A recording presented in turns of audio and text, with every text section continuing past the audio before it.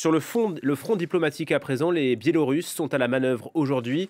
Alexandre Loukachenko est à Pékin. Bruno Darou, bonjour. Bonjour Julien. Que vient faire ce grand allié de Poutine en Chine?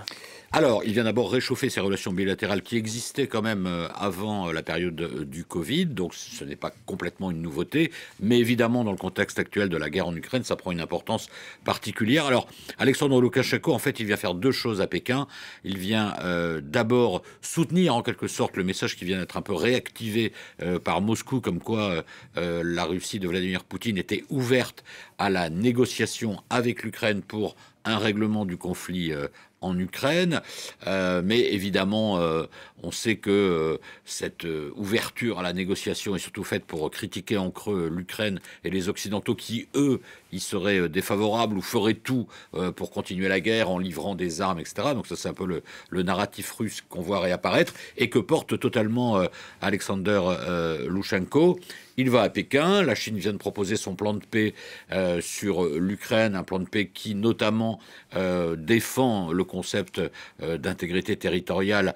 C'est pourquoi d'ailleurs au passage l'Ukraine a estimé que ce pouvait être intéressant d'observer ça, puisque si l'intégrité territoriale de l'Ukraine doit être préservée, ça va dans le sens des intérêts de Kiev.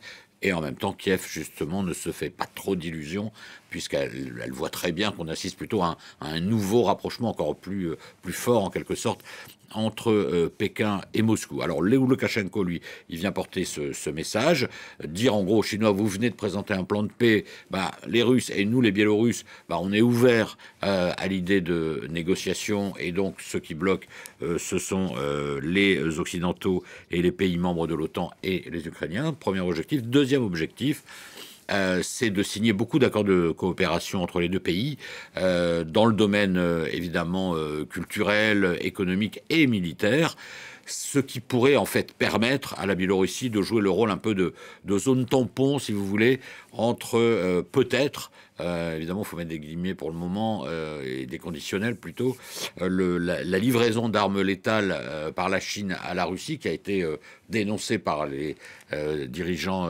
américains. C'est peut-être là, voilà, qui irait ces armes, en attendant évidemment d'être transférées en Russie. Elles stationneraient en Biélorussie. Et puis l'autre objectif, c'est une coopération économique qui permet aussi de contourner les sanctions prises contre la Russie. Merci beaucoup Bruno.